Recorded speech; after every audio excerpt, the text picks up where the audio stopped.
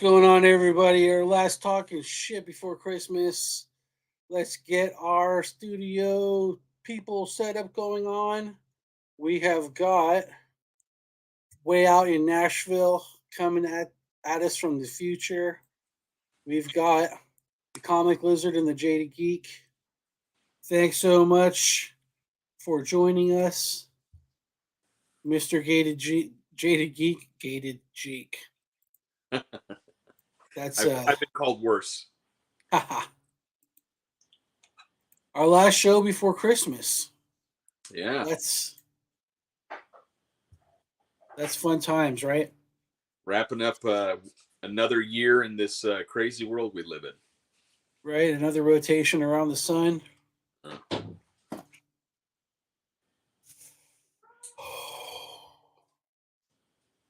So, you mm, got a new job, huge company. You yes. want to, and you have no idea what you're going to be doing. So, you're going to be like Chandler. I'm sorry. You're going to be like Chandler from Friends, who he worked the whole time and nobody ever knew what Chandler did for a living. Yeah. I would be happy to disclose the nature of the business that I'm in the first place, but I'd like to avoid any potential conflicts of interest so that I'm free to speak on the channel still. That Uh, makes sense.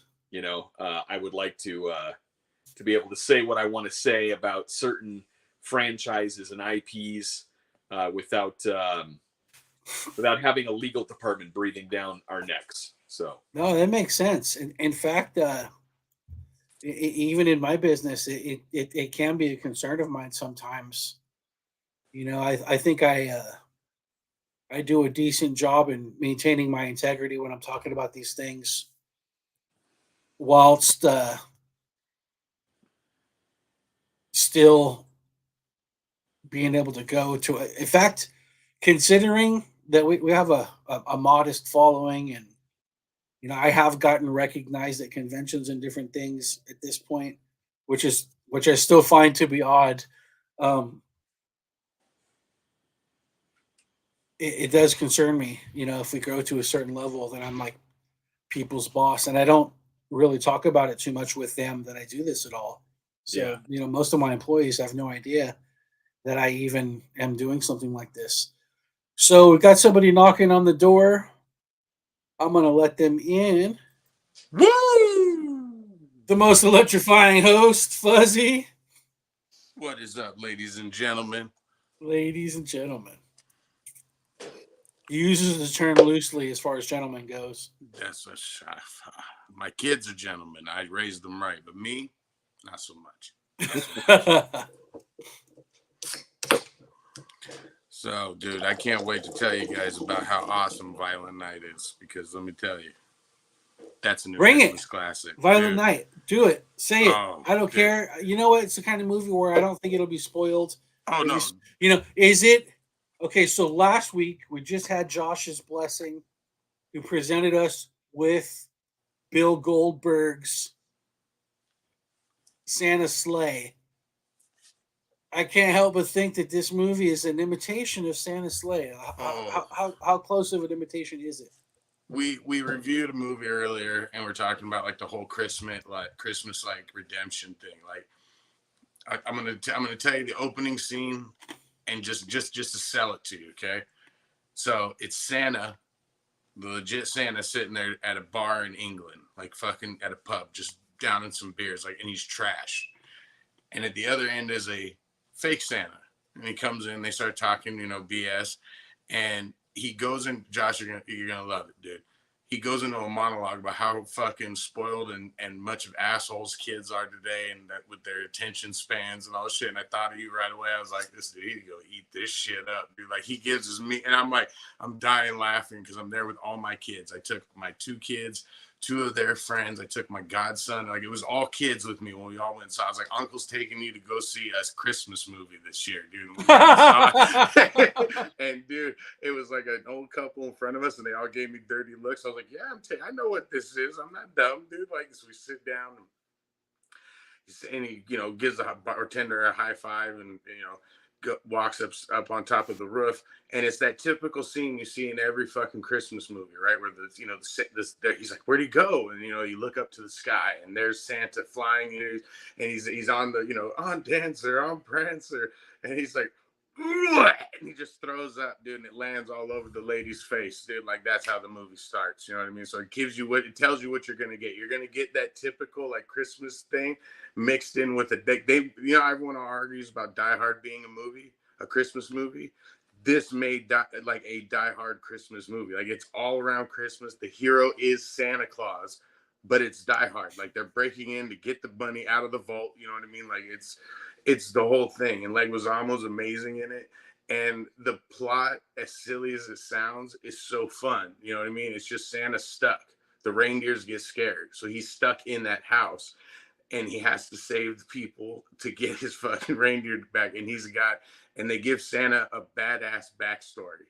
Like badass. You're like, oh, I never knew Santa was that cool, dude. Like, and the death scenes, awesome. Just can't complain, dude. Like even down to the point where Santa doesn't want to touch a gun. He doesn't. That's in the naughty list, dude. Like, I don't want to spoil it, dude. I don't want to spoil it, but you got to see it. Like this is going now in a Christmas. As I know, your judgment of me might be a little bad because of Four Christmases. Don't Again, I explained that movie to you in our review, but this is a classic. Four Christmas that bought us like 4 Swords and Sandal movies. I'm fine with that.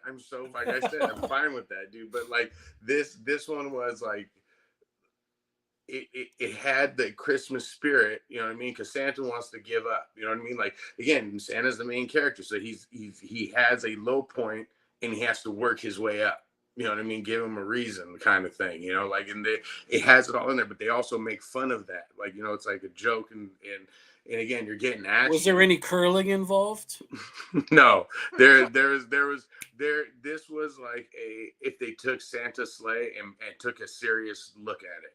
You know what I mean? Like, and Santa is not the bad guy. He's the fucking hero. Like, I literally told my kids every Santa we have in the house, I'm giving him a sledgehammer. So I've been going around giving Santa Thor's hammer and putting it in his hand because that's all he does. He has a fucking sledgehammer and it's just bashing people with the sledgehammer. Because in the old days, he was, I'm not telling you. Fuck it. I'm not telling you. You got to watch it.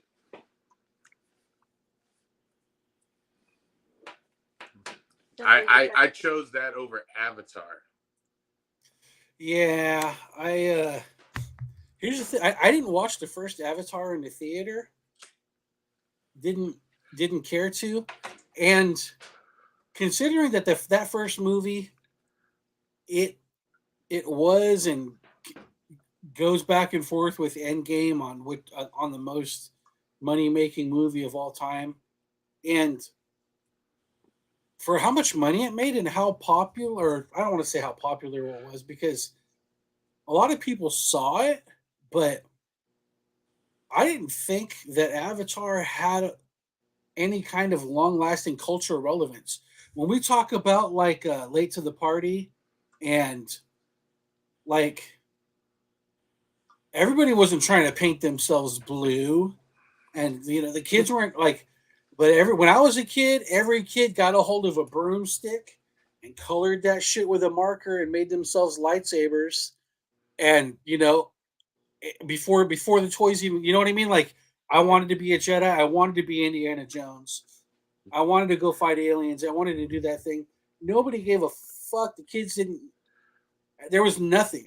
And considering how much box office appeal that had, and maybe it was the advent of the IMAX movie and the fact that it was like this cutting edge technology and they were able to charge more money for it or whatever, that might have been the draw for it, I suppose. That's the only thing that's good about that first movie. Like the first Avatar plot, like there was a joke running for a long time about how if you played Avatar side by side with Dances with Wolves, it's almost scene for scene the same fucking movie. Like we used to always joke about that shit because it's Dances with Wolves with blue people and fucking, but in 3D, it's the most beautiful movie one of the most beautiful movies I ever seen shot. Like it legit deserves that. Like the 3D is Oh, amazing. you know, and I love me some The technical Terminator. aspect, yeah, the technical Yeah. aspect of that movie was good. Yeah, You but know, the and plot. I love me some Terminator, and I liked Titanic, but Cameron, especially when he talks about Avatar, it's like I don't know, somebody being proud of their retarded kid who happened to accidentally do good. Like, like, I don't know, man. I don't want to go see it. I wanted to. I don't. I Two saw Tit- it. Did you like it, dude? Yeah, I Hey, thought wait, it was. wait. Happy birthday, motherfucker. Thank you, sir. Yeah. Yeah. Thank Meow, you. meow, meow. And I'm gonna give you a fuzzy. I'm gonna give you a fuzzy rub later. You know what I'm saying? Oh yeah. Right Mm-mm. Thank you very much. I can't wait. there. Where? So what did you think about it, birthday Uh, boy? I was going in thinking I was gonna hate the movie, but I really enjoyed it. It was. I'm not gonna say it was. Oh my god, this is an amazing movie, but it was good. Uh, it was a good movie. It was. I saw it in 3D. Mhm. It was beautiful. I mean, that movie was beautiful. It's basically the same story, Mhm. like the first one, but in different locations. And but me and Dunn went to go see it on this past Thursday, and yeah, we both liked it. It was a good movie. So instead of it being the Smurfs, it was the Snorks. Yes, yes, yes. Well, That I is want to see it in 100%. That's 4D. 100% correct. If I'm gonna go see it, I'm seeing it in 4D. I'm gonna go. If I'm gonna pay to sit through that movie, I'm gonna pay to get the moving seats and the fucking water spraying and the whole nine. So You're gonna get a lot of water spray. that's what everyone was saying, that they fucking at one point, I guess at one of the showings of the 4D, they had to cut the water off because it was just like people were getting Yeah, well, I upset mean, with it. yeah, like yeah, it's all about water now, and it's beautiful. The whole damn thing. It's They a gotta get the beautiful movie. smells. They gotta get the waitresses walking Oh up and no, down the they do. aisles like crop dusting you. Dude, no, they do. Like there was a point in the Batman movie when we watched it in 4D where they were in the thing and you could smell the coffee and shit like that. And I was like, what the fuck, dude? Like looking around. And when it rained, it fucking rained. And fucking when I saw Top Gun and they landed in the snow, it started snowing in the movie theater, dude. 4D. I want my living room like that shit. Grandpa's gonna come and shake his dandruff above you while you're watching the movie. Immerse my ass, dude. That's all I'm saying, dude. Like that. Like I think I like Top Gun. I recently rewatched the new Top Gun, and I was like laughing. I'm like, it's not as good as in 4D. You know what I mean? That was my problem with Avatar, was that I saw it in 3D with the beautiful look and everything like that. So when you watch it at home in 2D, you're kind of like, this just looks like a whatever movie. Like I don't want to watch it for the plot. I'm watching it for the effects. You know what I mean? Like the way it Yeah, looks. the And 3D. shit. It's a better to watch it on 3D. It looks amazing. Story was okay. Were they trying to beat you up for being human? No, Because the first no, one, it felt like it was the other way like around. Humans are being assholes, basically. Well, they were assholes in the first one, dude. Like Yeah, that. there were more assholes on this one. Shit. Yeah. so. I'm glad I'm not Another human. one, huh? So another one going against. I don't know, man. I'm on Team People. Nah, I was not. This movie fucking made me want to kill all those fucking humans. Even though I hate people in general, but this one I really wanted to fucking kill every single one of them. Did it make you want to paint the side of your face blue and shit No, like that? not really. But I just wanted to kill. I just wanted to kill everybody because I was like, the way that got portrayed, it was just like, it was horrible. But I'm gonna try to overall, like go I this said, week. I give it like a 7.5. Like, I enjoyed it. I'm gonna try to see it this week. Did we see the first one in the theater? I can't remember. I know, right? I know that the first time I saw Avatar, I hated it. I'm not a fan of 3D. I think most of the Me time. neither. Because I wear glasses, so it's freaking annoying. Yeah, I think of all the 3D movies, Avatar does it best, but that's not saying a lot. That's like saying, it's the best turd in the pile or something like that.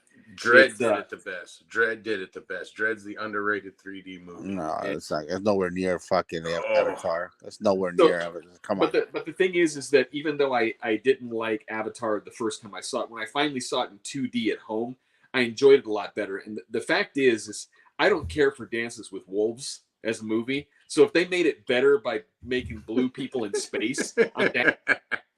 I'm down.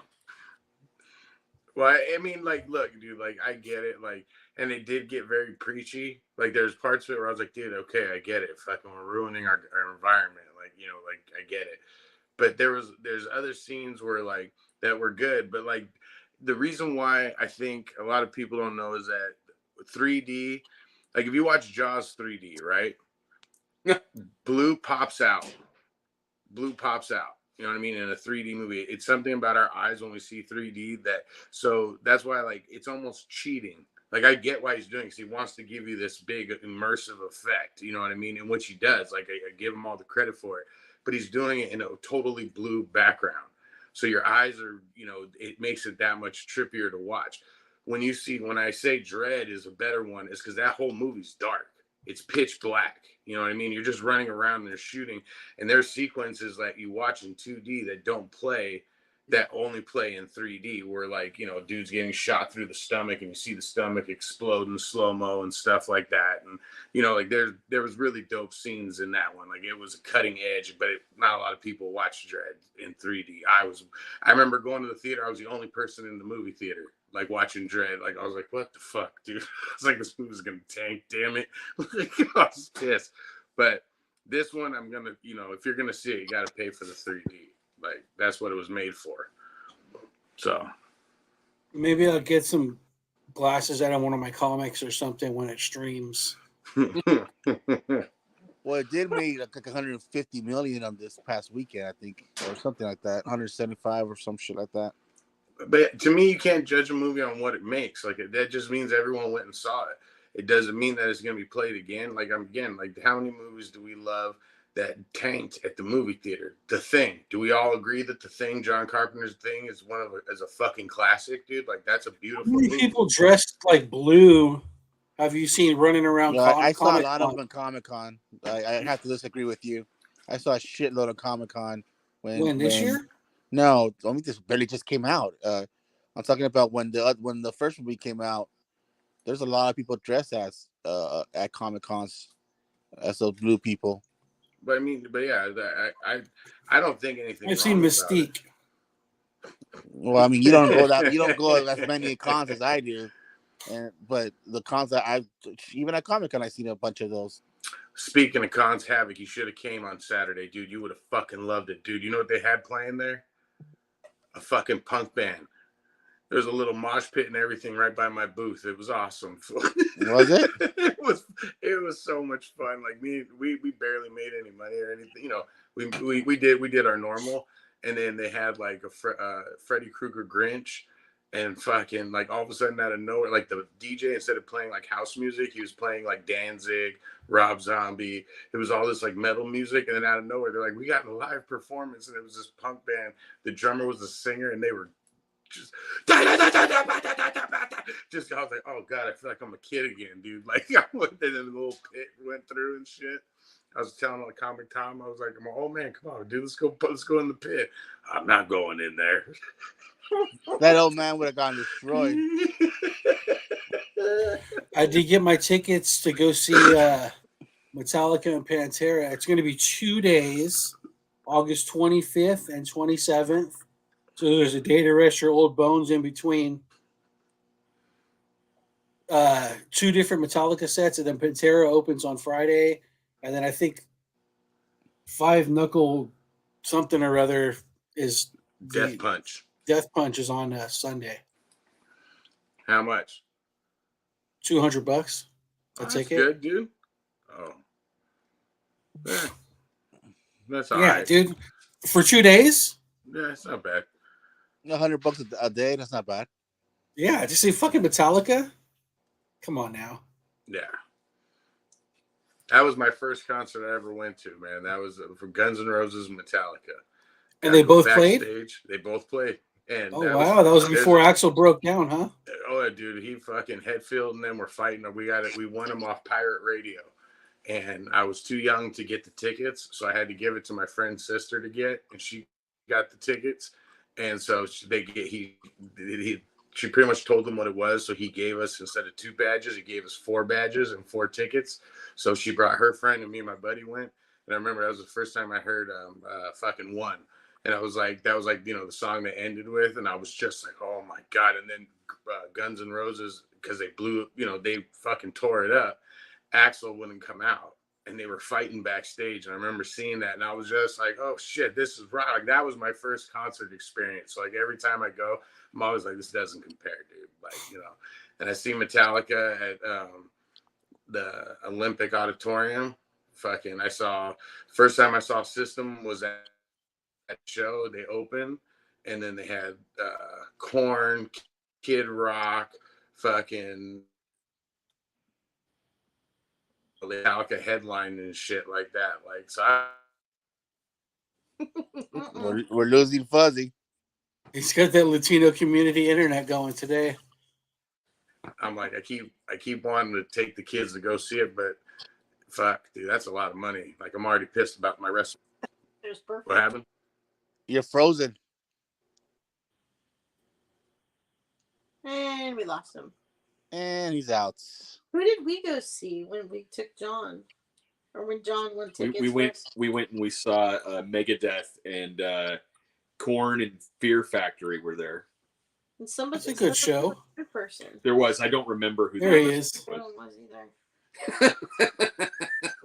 either. I'm back. No, but like they, I love Metallica. I'd pay but I just taking all the kids would kill me. Like, I'm already saving up so me and Make Havoc and a bunch of us can all go see WrestleMania. So. Where's WrestleMania at? The LA, the new Ram Stadium, the SoFi. Same place. Yeah, SoFi. SoFi. Well, I know one of them's supposed to be coming out here to Tennessee for the new, auditorium or some shit. I don't know. It might be either Hopefully SummerSlam or next year WrestleMania. Either or, it could be one of the big ones. Yeah, I couldn't remember if it was if it said Slam or if it said Mania. I'm not sure which one it was. The four big seeing it pop up, and I was like, oh, I wonder if I can get the guys out here. the 4 big events for it's SummerSlam, WrestleMania, Royal Rumble, and Survivor Series. Those are the 4 big events. I thought it had Mania in it, so I don't know. Yeah. It's like WrestleMania 2015 or something like that. We're going back in time, baby. That's right. Back in time. Yeah, dude. You saw Violent Night, didn't you, Make Havoc? No. I was supposed to. I had tickets to go watch it with Dunn, and they watched it. I got, it was the thing that the movie started at 9. I got off of work at 7:30. By the time I got home, man, I was exhausted, and I already knew if I would have gone to watch the movie with them, I would have fallen asleep halfway through. Like, I would have been snoring in the fucking theater because I was. I mean, when you start at 9 o'clock, I'm an old man. Today's I'm an old man, so I'm like, I'm going to sleep. No, I feel you. I can't do midnight shows anymore. I can't. I'll fall asleep. I mean, I was shocked. My buddy, he invited me to go watch a Laker game on Friday. I haven't been to a Laker game for a while. He got some really, really good seats, but it started at the game started at 7:30. I worked that day. I worked like a 10-hour shift, and I was like, man, I didn't feel like going, but he got the tickets. I was like, all right. So we parked like 3 blocks away because we didn't want to pay like the $70 parking. I was in there, and then thank goodness the people next to me didn't show up. So it was nice and comfortable. But halfway through like the third quarter, I could already feel myself like Oh damn, I'm getting a little sleepy here. So I was like, my head was just like moving to the side, like I'm about to fall asleep. Yeah, I was about to go like that. That's basically how it was gonna be. But I fought it through. Like, that good is my friend. Like, he went to go get some sodas and stuff like that. So I was able to get, a little caffeine in me. I was able to push it through. But you could tell, like, he's my friend's the same age as I am, that we're old. We walked back the 3.5 blocks. Man, we were dying. All right, we were dying. We were dying, and it was already like maybe like what 9:30, 10 o'clock, and we haven't eaten nothing. I haven't eaten nothing, so we want to go eat. But by the time we got the food, I just wanted to be in bed. I was like, man, what happened? 10 years ago, we partied like a maniac. When you guys How met old are me. you now, Steve? 40. I just turned 45. Okay. Man, but I partied for like 3 people in my lifetime. Like I party so hard. And not only did you party like 3 people, but you ate the 3 people that you partied You son of a bitch. That's funny. That's funny. That was a good one. We all did though, dude. Like I'm telling you, hey, people keep coming up to me going, "Which one are you, Fuzzy or the Fat Man?" Because fucking, I'm starting to get a gut on me, dude. Like, you know what I mean? Like, it's gonna be hard. So, like, I think the older we get, like, I think we're not Mr. Perfect over here. That's the only one that doesn't seem to catch anything, like the rest of us, dude. I mean, shit, yeah, you're only right. seen him from here up. I thought. I mean, yeah, I thought. When I met Are you saying guys, he has a perfect girdle? Yes. Is that what you're saying? Oh, okay. He's got a perfect belly. Yeah, when I started hanging out with you guys, I was, I think, 195, 200, and now I'm like 285. Jeez. Yeah, so like I gained. It's been 10 years now. That's been 10 years. Yeah, that's all that Korean barbecue. Yeah, living the good life right now. Shit. Yeah, but that's comfy. That means you're just comfortable. That's the way I look at it, dude. Like, Hey man, I'm just living my life. You know what I'm saying? Living my life. You just need to do something about your sleep apnea. That's all I'm saying before you die on my ass at one of these shows. Because I already know what's gonna happen. You're gonna be sitting next to me and be and then choke on something, and then I'm gonna be dead. I'm like, great. Now I got to figure out what to do with this guy. Well, you're gonna have to be auditioning for your third Fat Man. Nobody's gonna want that job. Fuck. It's a curse like the Superman curse. Damn it. And speaking of which, dude, come on, man. They fired my boy. That's horrible. That's horrible. I mean, this is my thoughts on it. First of all, I liked him. I like him as a person, and he had the right look for Superman. I liked him as Superman. But if they're going to reset it, it is going to be different. Can you really do that with the same guy? Yes. No, yes, you can. He could have made everything around him. Like he could have made him as a focal point for a whole new. If you're gonna use Flashpoint, I mean, you can. You totally can. But I just mean, wouldn't it just be like easier? Because wouldn't that like we get it, but we're comic nerds. Like that doesn't mean Susie would get it. Like, but Nate, there's gonna be another Superman movie besides James Gunn's Superman movie. They're writing another Superman movie aside. It's I forgot what it was.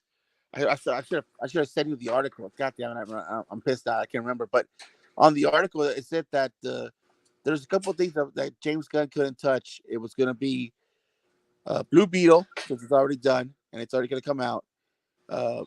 Shazam,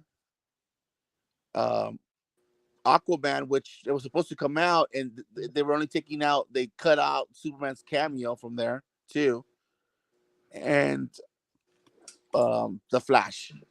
And then they also had Matt Reeves. You can't touch the Matt Reeves universe, which is still going on. Which they could have just, if you wanted to start fresh, they could have just started with the Matt Reeves. They could have just used that as a focal point of going straight through and you know, that beginning of the universe.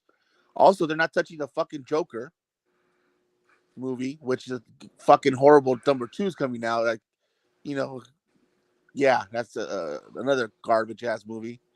That they're not touching, and they have, like I said, they have another Superman movie that they're trying to work in, which is separate from James Gunn's universe. So it's So, confusing. did they pick the right guy for the job? I at first I was advocating yes, but then when he fucking took out Cavill, I'm like, I wrote it down. I was like, that's the first mistake James Gunn did already. No, I get what he's doing. I understand He's it. he's doing a Superboy movie. It's not gonna be Superboy. It's gonna be what they're doing is they're doing a young man. It's not gonna be Superboy. He's not gonna be in school. He's gonna be It's a teenager. It's a Superboy movie. He's gonna be going into adulthood though. Like that's what it's gonna be, and I get that. Like they're trying to do the Spider-Man route, like when they did I tried to do Smallville. No, like Spider-Man. Watch, dude. It's gonna be like remember how they didn't show Spider-Man getting bit again? Like they're not gonna show Superman. But he's still in high school. But Spider-Man's still in high school on when they started. So but they're gonna do it. I think as they were saying, like do a. He's already graduated high school. He's now working at the Daily Planet, and now he's revealing who he is to the world. So you can't put him in that part. I agree with you. They should have kept him. Like they could have those separate universes because Flashpoint's going to make it to where there's multiverse. You know what I mean? So you can have the Snyderverse, and you can have that. But you know, what pisses me off is we were already dealing. It's like killing somebody twice. You know, we were already. Oh man, we're never gonna see another, Henry Superman movie. And then they were like, oh no, wait, after this Black Adam movie, we're gonna give you another Man of Steel. We're working on it. And then all of a sudden they come out and say, oh wait, no, we're just lying. We're going a different route. And talking about Black Adam, The Rock already took over. He already separated himself from Black Adam. Like he unfollowed the Black Adam thing and followed WB. They're fighting with each other because now supposedly WB, some of the executives are saying that he released info of the money stuff, and he lied about it. And Rock saying he didn't, that they actually make profit, and so now they're fighting against each other. So now and plus I'm guessing since James Gunn came in and The Rock was big in bringing back Henry. And then James Gunn said, nah. So, I mean, The Rock's already fucking pissed. So he's out. So I was like, damn, that was quick. Well, I think that you have to keep in mind that the termination of Henry Cavill is basically a sign that they're done with what was started by Snyder for the DC cinematic universe.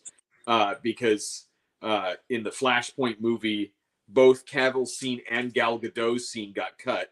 We know that Wonder Woman 3 is axed. It's gone. They're not going to do anything more with Ezra Miller once this is over because he's a shit show. And if the rumors are true, Momoa is going to be recast as Lobo, so Aquaman's dead. The audio or the early reviews of Shazam 2 are not looking good. And I think they're only proceeding with it because they have so much invested in that film. I think it's the end. What about Blue Beetle? Yeah. Who knows? But here's the thing: who cares? That's the old cinematic universe. None of this stuff is going to count because it's over, and it doesn't come to a satisfying conclusion like Marvel at least attempted with the first 3 phases. We're getting a lot of too little, too late, and whatever interest is left is gone. It's gone. I think you said it well. That's kind of what the point I was making with the Cavill thing. Like, I liked him. He was probably I liked Godot as Wonder Woman too, but I think those two were cast well. Well, and I frankly, and I've said this frequently, and it's probably not a very popular opinion, but I think that Affleck is an excellent Batman. No, I did. Yeah, I agree. I'm with you. Agree. I agree. So the thing is that they have these excellent castings for the big 3 in the DC universe, and they're just going to throw it right out the window. It's unbelievable.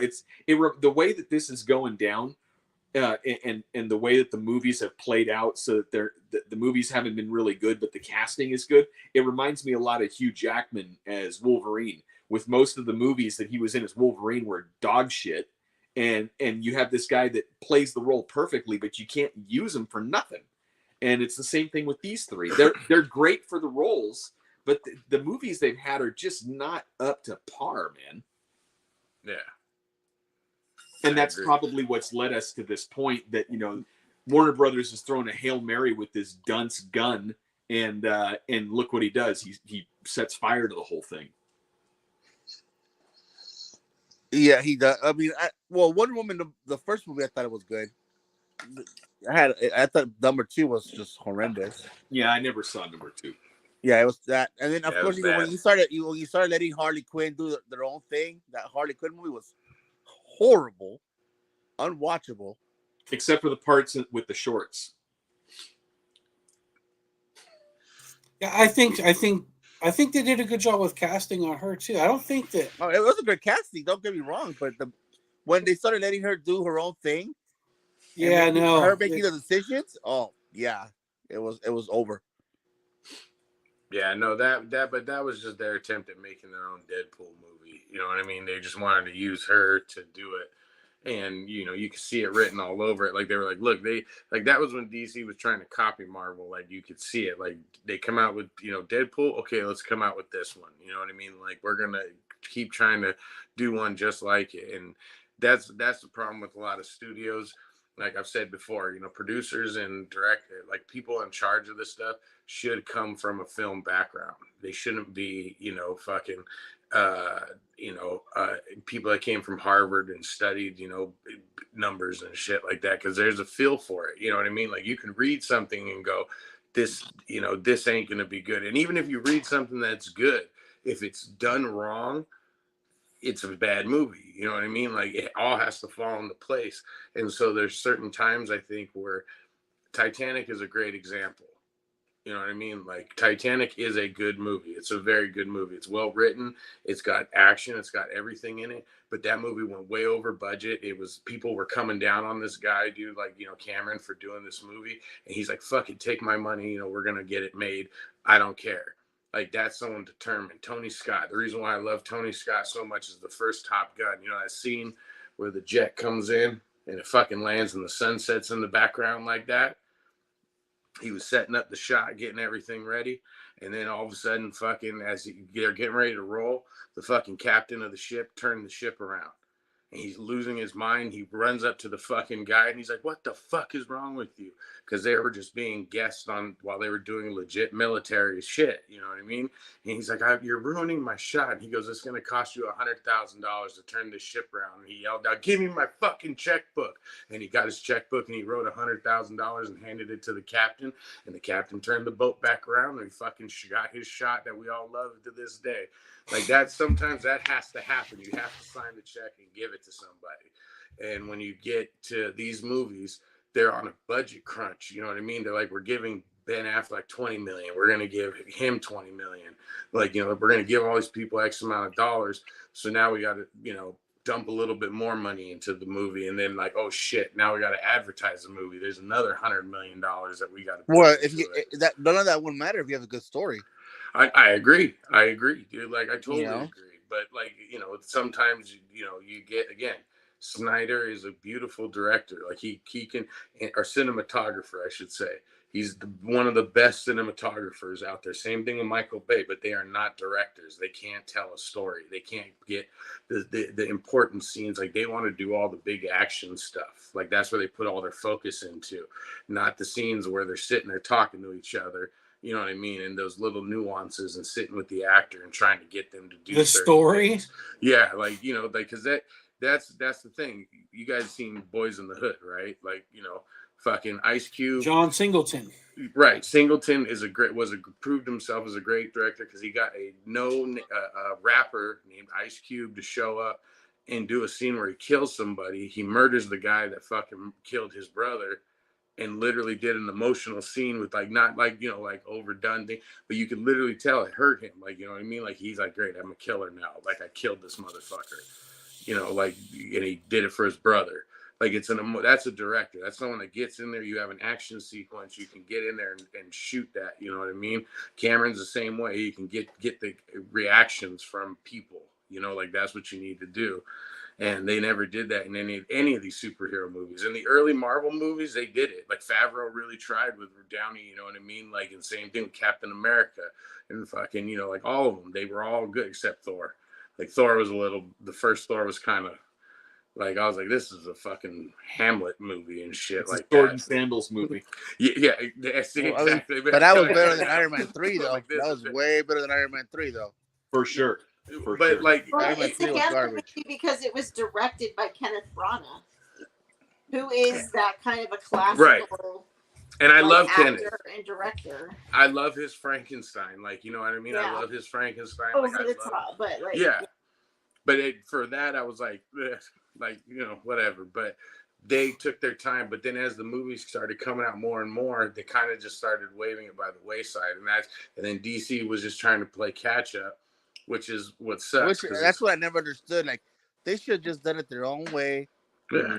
Take their sweet time. Why even try to catch up with Marvels? Like, that never made sense to me. Like, they should have done the movies like Superman, Wonder Woman, Aquaman, Batman, Flash, whatever. Not rush to go into Justice League. You know, they could have waited for Justice League. Well, they could have waited for all the Doomsday. The answer is desperation. It's a group of lesser men, lesser creative people that are trying to chase, opportunity by riding the coattails of somebody else to glory, and it didn't pan out in the least.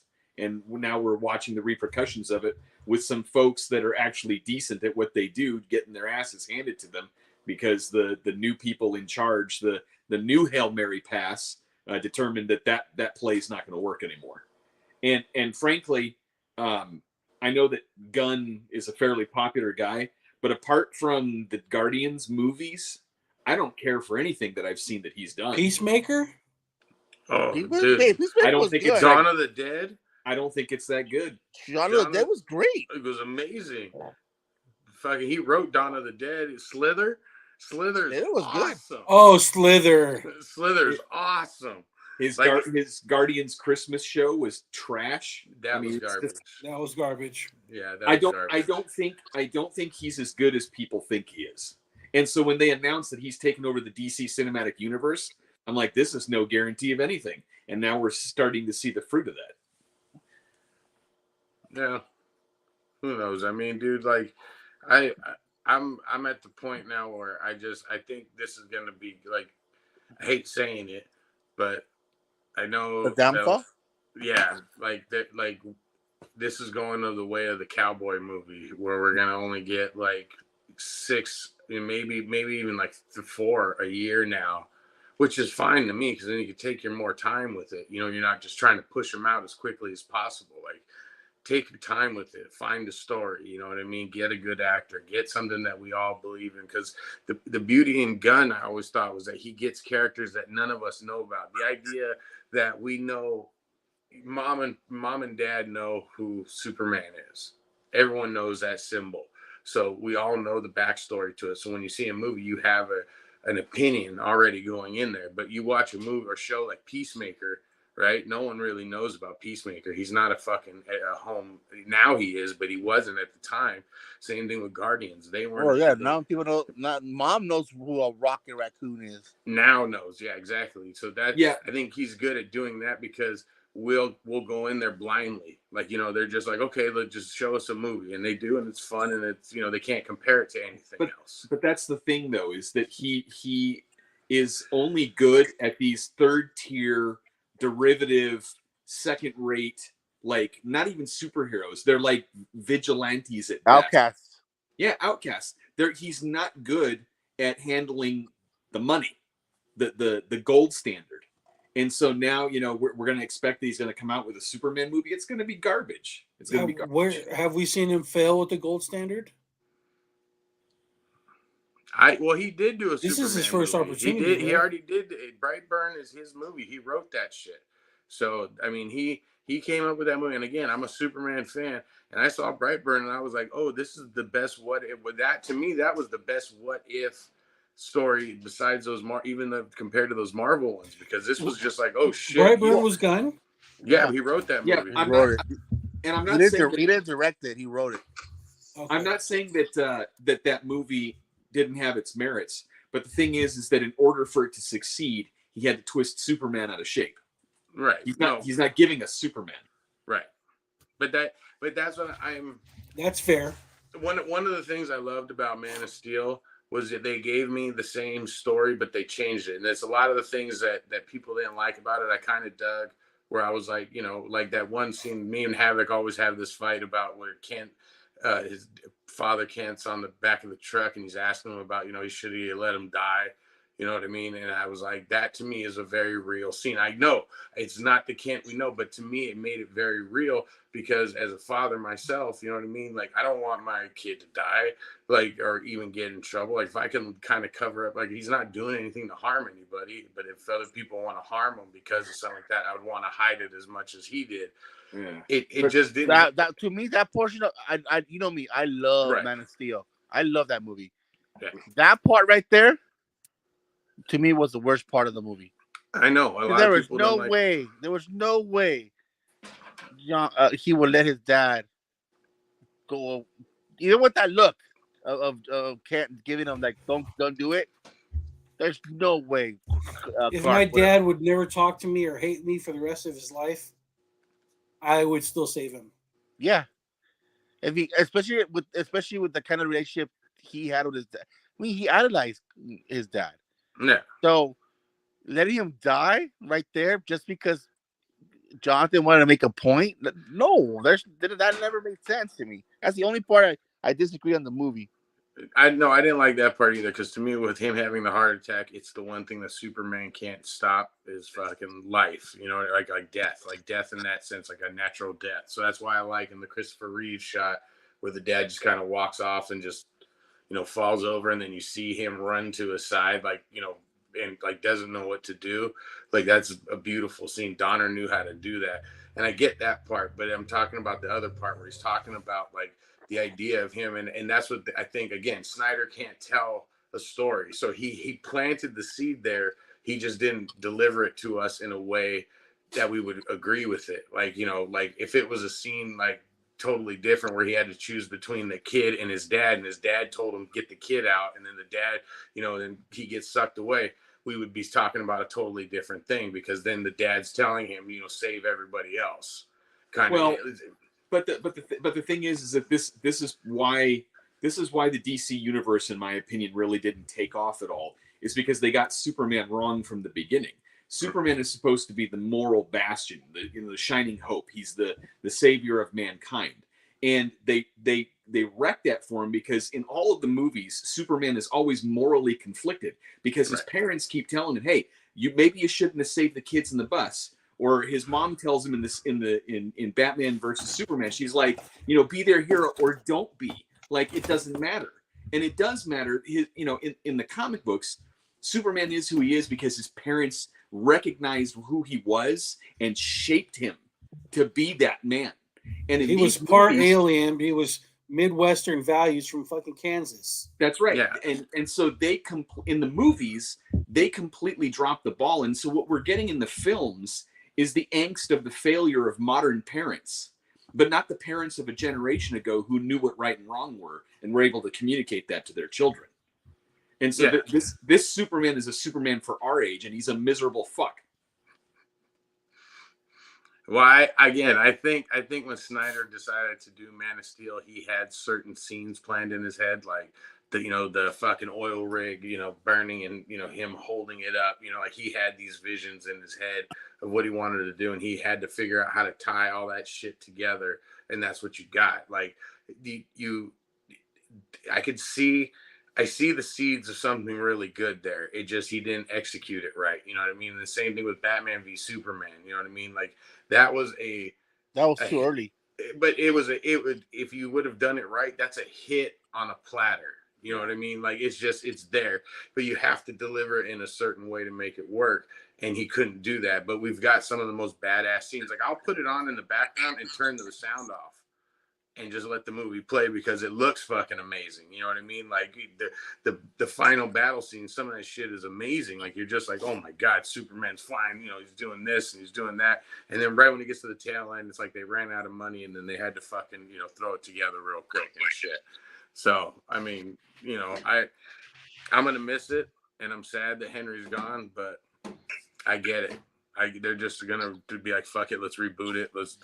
We can't. What do we got to lose, kind of thing. Well, now you get Warhammer 40K. Huh. I feel bad. He's a big fan of that. So he just like he's a big fan of Witcher. So he'll definitely put 100% on that. It's his film company that's putting it out. And he's actually a real nerd. Like creative control over what's going on with that.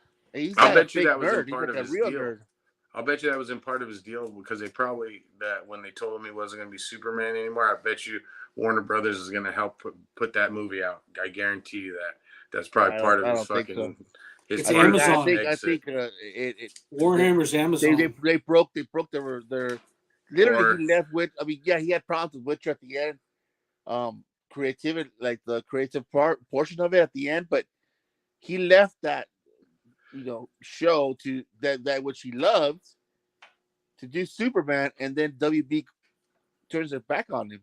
Yeah. So I think that's why we're so outraged, because we've seen Cavill trying his level best to bring us Kal-El. Yeah. And we've been hoping and waiting for them to give him a film to let that come out, and now that opportunity is robbed. That's why we're all like tore up about it, is because we know that he's great. And now we're not going to. He could be the best Superman of all. Yeah. With a good story, he could be the best Superman. Yeah. But like you said, they ruined it. Like they didn't give him a second chance. If they would have let him have a great story and let him do Superman the way he wanted to do Superman, it would have been amazing. Yep. And that's why I think that's why you're right. That's why I'm more angry, because they did not let him. They didn't give him a chance to prove himself. Right. And especially like throw that comic book away right now. We're talking about Superman. This is what I'm waiting for, dude. Is the new Crow.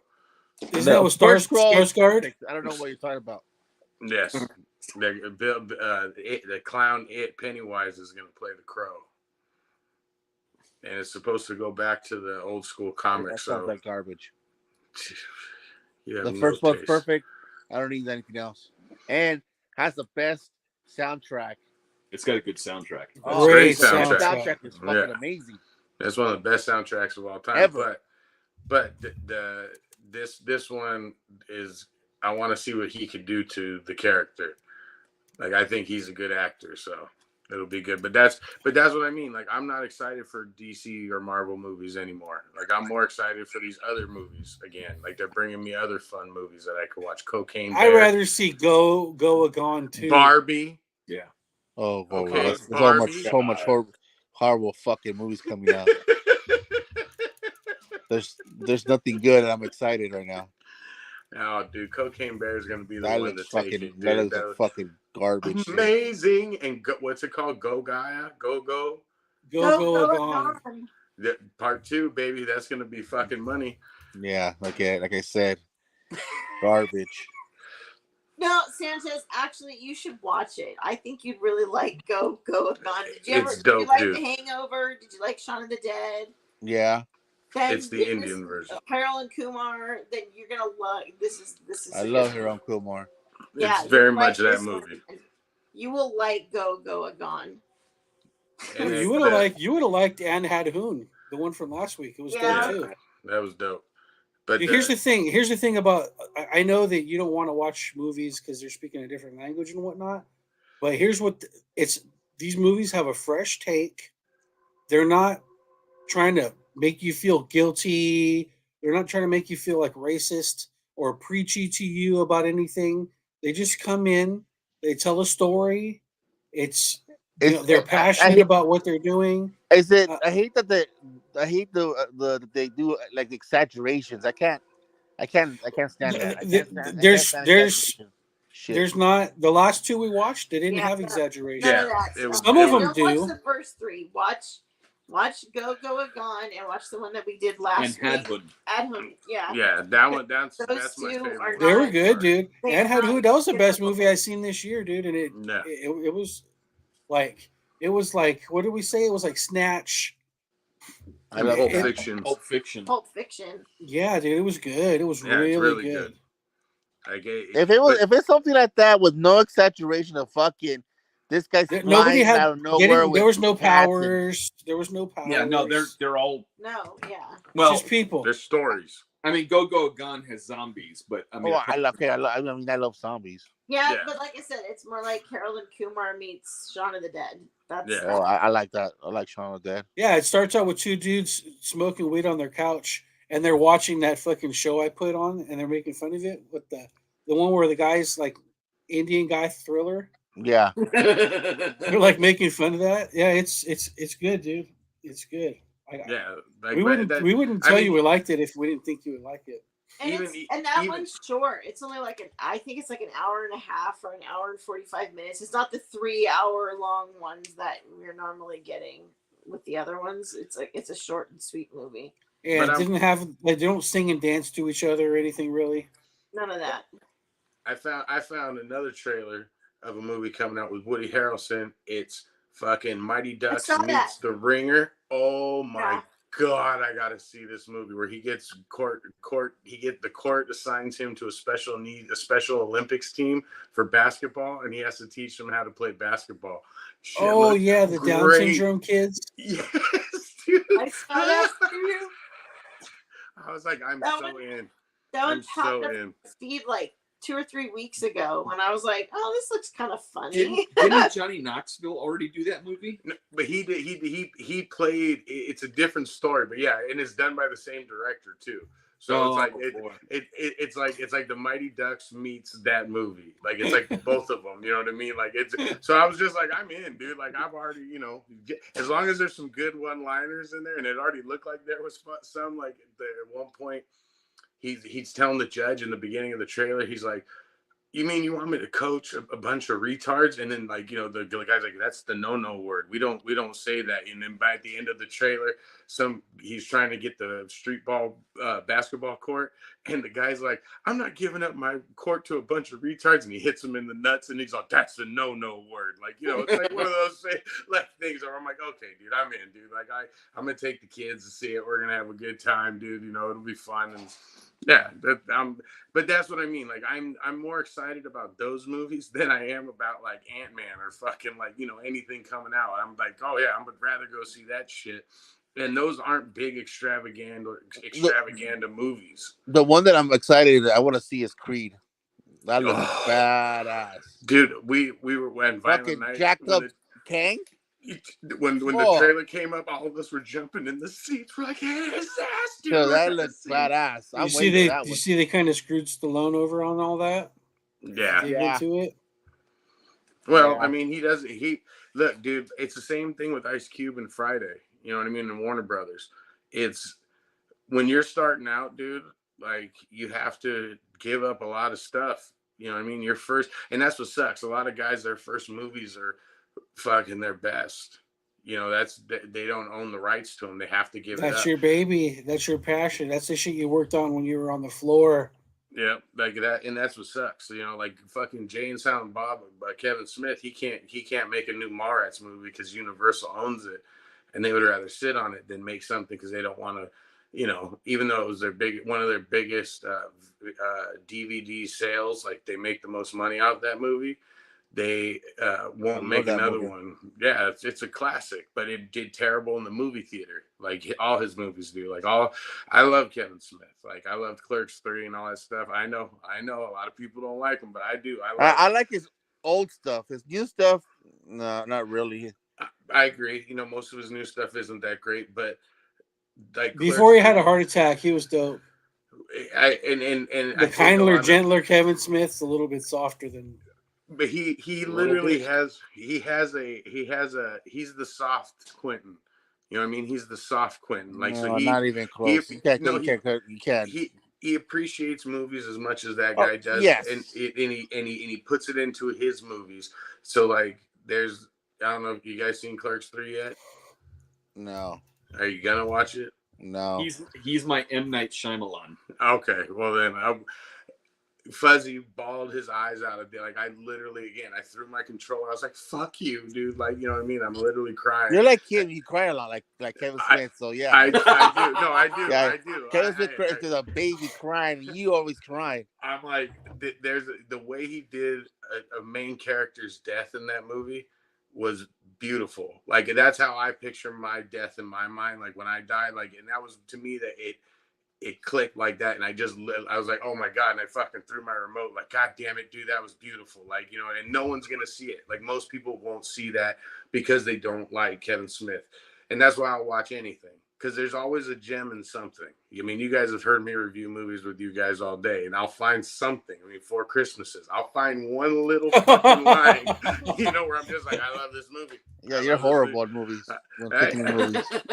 I'm just, you know, like that's why when I judge movies, I try so hard to tell you guys, like, look, I love this movie. I don't think you guys will, but I love this movie, you know. But yeah, like, you did do that. You did do that with the Munsters.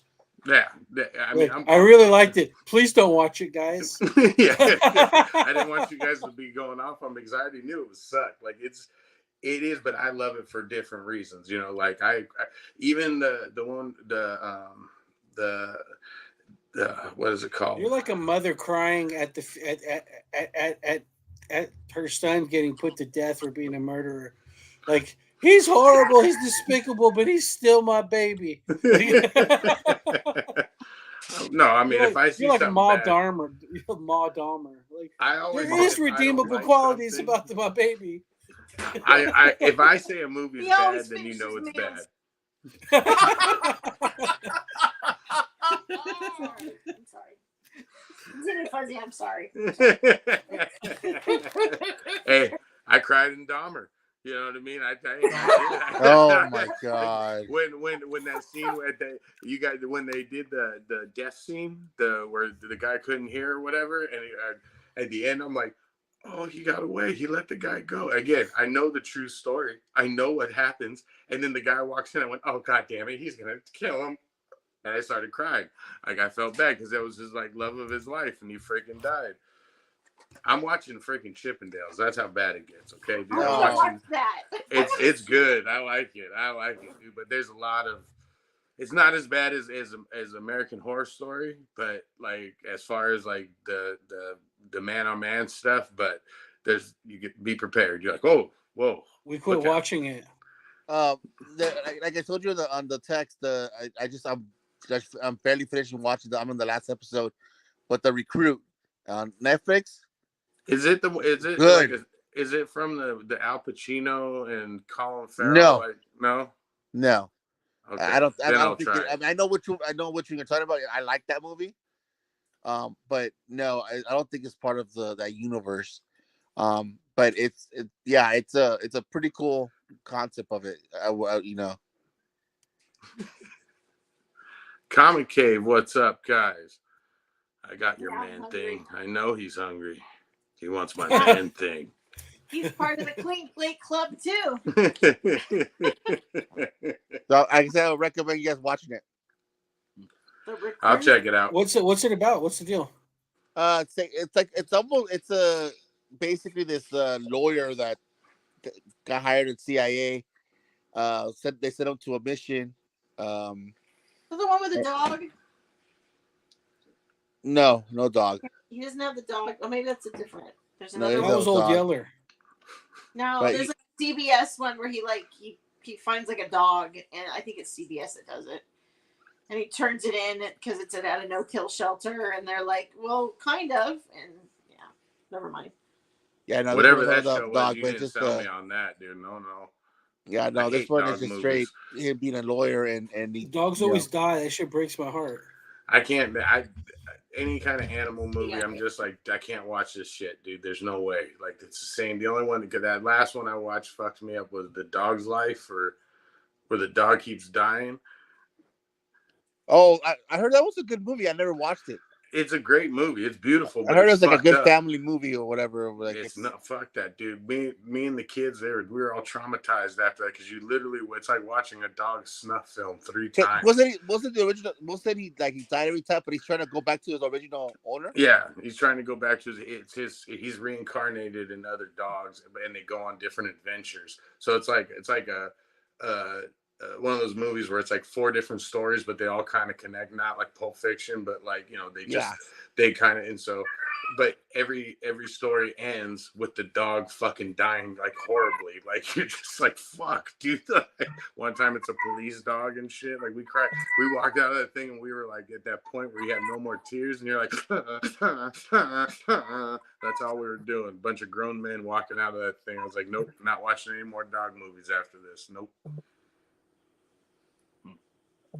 I think the last dog movie I watched was Old Yeller, and I was like, get that dog out of there.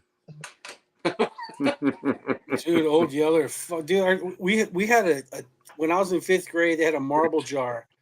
And whenever we were good, the teacher would take marbles out of the jar and put it into the empty jar. And then if we could take all the marbles and fill the other jar up, then we would get like a movie party of popcorn. And we won the movie to watch Old Yeller. You know, a whole class of fucking 5th graders just like in his shadow.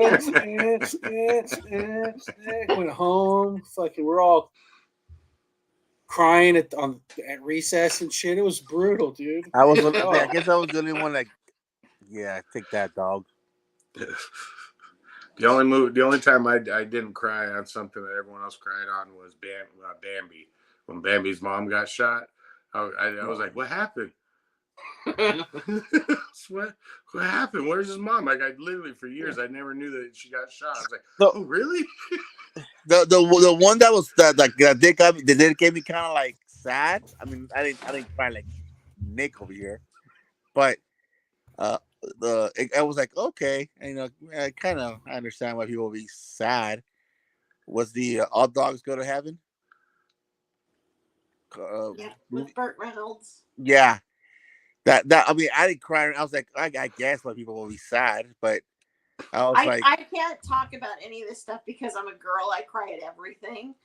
And but that was a good movie though. I gotta say that was a great movie. I was then, and so like I'll watch something like, I don't know, like Shaun of the Dead, and I was like, or Go Gone, and I'm just like, oh no, buddy. Like I was all teared up, like laying on the couch with a blanket on me and stuff, with my cat on me, and I'm just like, no. Like I'm bad, yeah. So I cried every time.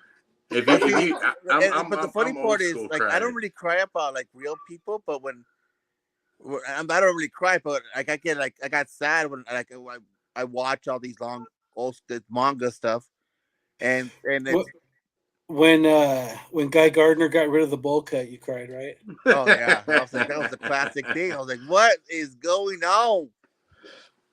But like with mangas, like a straight okay, Land Before Time was pretty sad though. Okay, I'll give you that one. I was yeah. I'll give you that one. I was younger and that was pretty sad. That was a pretty sad one. I forgot about that one.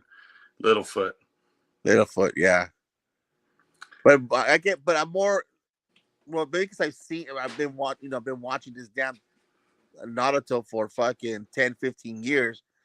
And you know, it takes you from him being a little kid to him being a grown up and a dad, and you know, throughout the ages, you see him. You know, some of his friends died, some of stuff like that.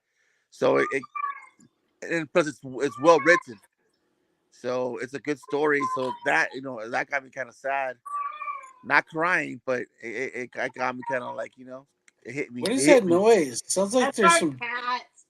It's like, sounds like you guys got a pedophile dungeon or something, and the kids are going to escape while you're online. He's being difficult. The cat wants attention. Well, hey, dude, I'll tell you this, dude. And I remember when we went and saw, what was the third Nolan one? The Dark Knight Rises.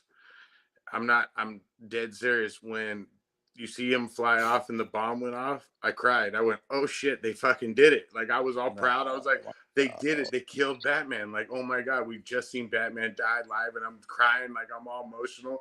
And then when they did the M. Night Shyamalan fuck you ending with fucking like, I'm sitting here drinking my coffee like that, dude. I was like, God damn it. And I threw the popcorn. I was like, I felt like an idiot for crying for no reason. So, You disgust me.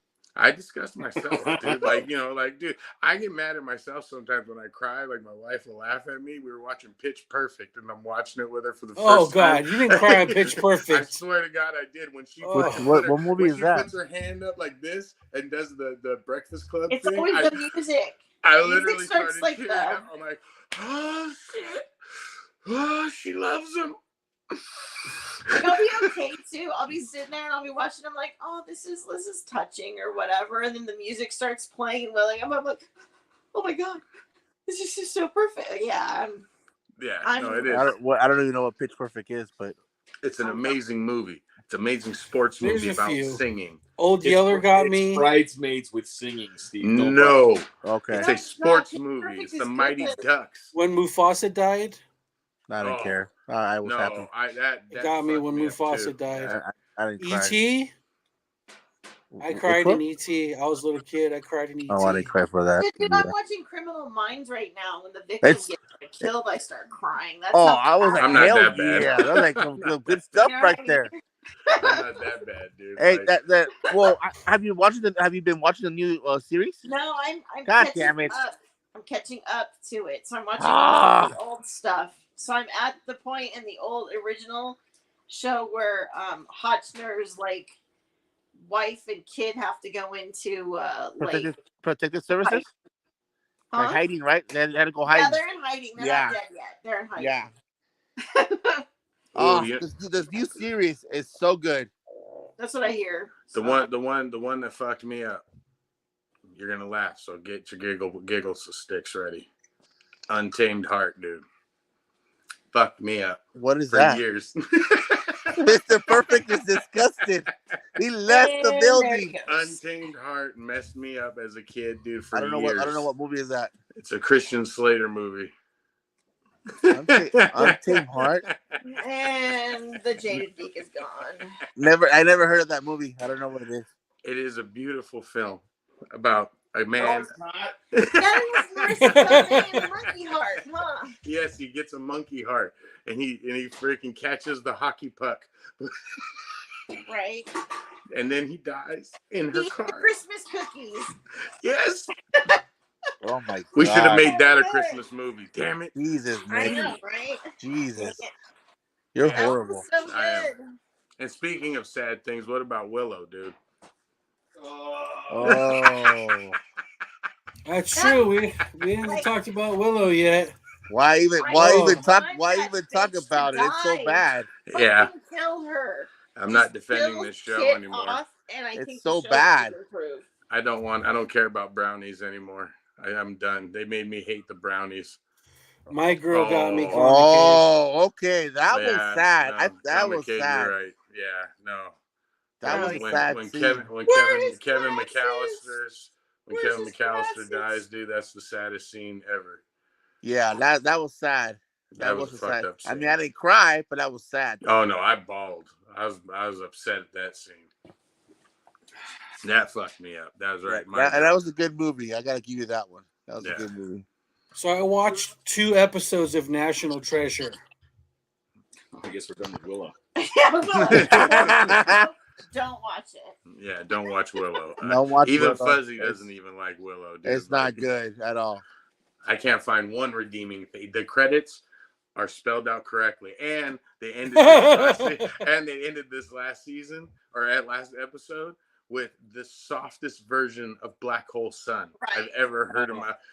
For half the song, I go, I know these lyrics. Like, what is this? I start singing. I'm like, why do I know this? They've done this for every episode of this damn show. Right. They play this substandard, like overly feminized versions of like classic, like metal songs, and it's so infuriating. And the show has gotten to the point that even the characters that I was kind of enjoying, now I'm like totally soured on.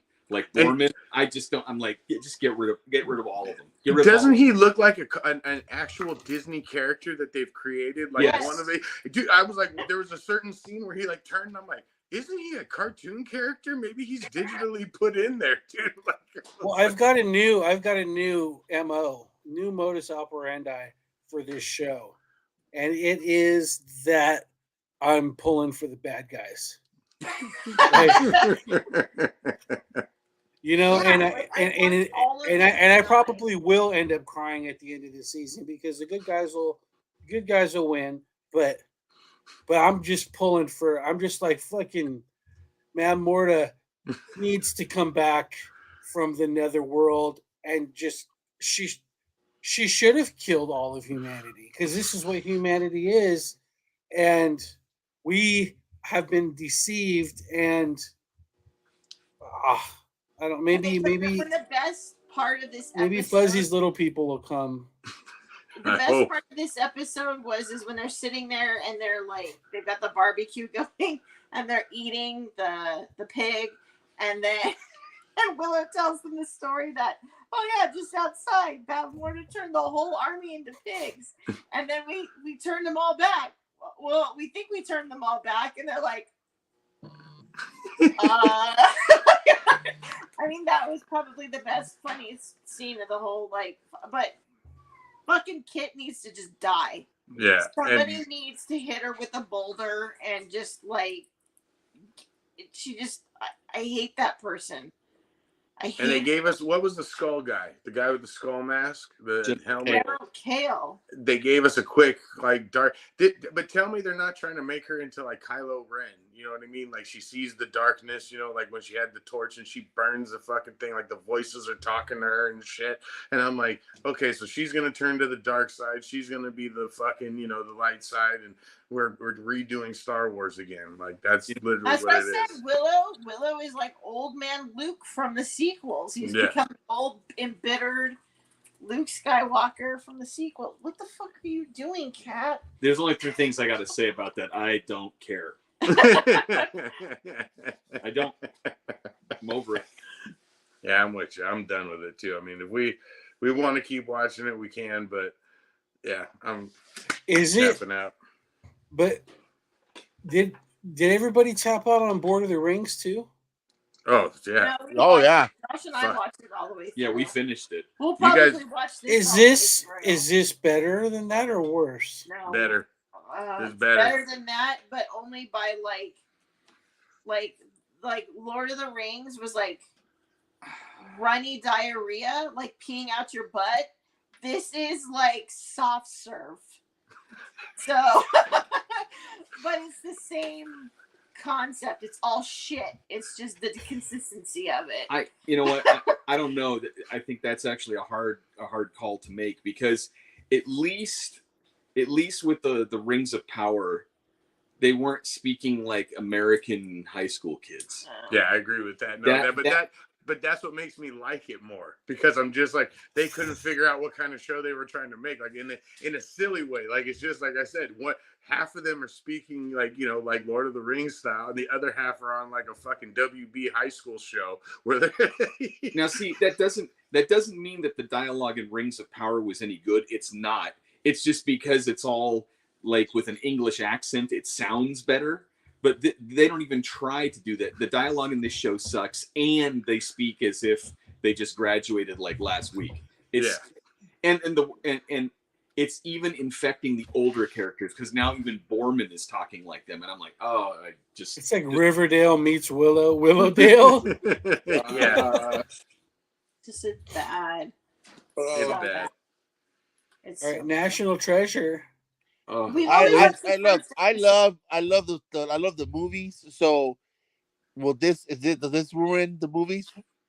It depends on how If you want representation, I hate representation. okay, you're gonna love this because it's full of representation. Oh, okay. I already hate it. It's got the 4 teenage protagonists. You have the Latina, her black friend, the white guy, and the Asian guy. Okay. So I hate it already. Yeah.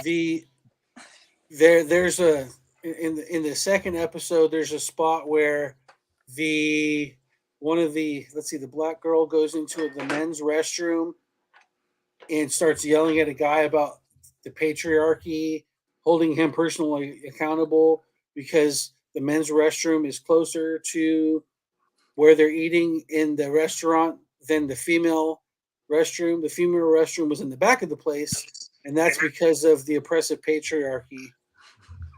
Setting up where We haven't seen the second episode yet. We've only seen the first one. Well, look, the first one already had some hints in it. It was just... Oh my god. Okay. So she's tripping on a soldier because of the restroom layout and having that be the patriarchy. Like it was. I'll just go watch the movies because I just. Oh Can someone just give me a National Treasure 3 movie, please?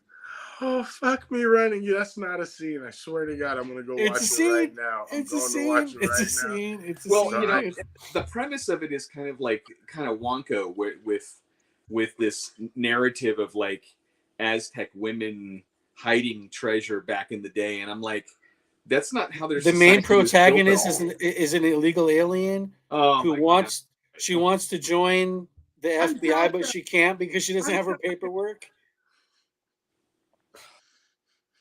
Oh, thank you, Nate, for making. You guys sold me on the show, dude. That sounds like the funniest scene. Thank you. Now, let's be fair. The plot isn't complete garbage, but the problem is like what Nate's saying is that they're throwing in the social justice messaging like on the side, and it kind of like it pulls you out of like trying to be invested in the story. And I'm just like, can we just not do this stuff? The movies, what they did is that they have the story, the beginning where it goes back in time and it shows when they like hit his relatives and stuff like that. And they did the same with this one, the opening, where they talk about how like her relatives did these things, and so it got passed down to her, and she has this like innate ability to solve puzzles. It has nothing to do with the original movies? Huh? Is that connected to the original movies?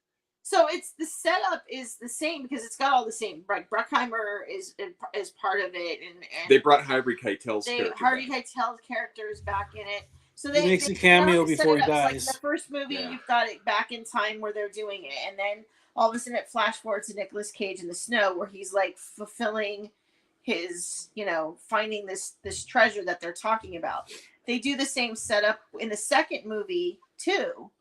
You know what I mean? With the torn out pages type thing.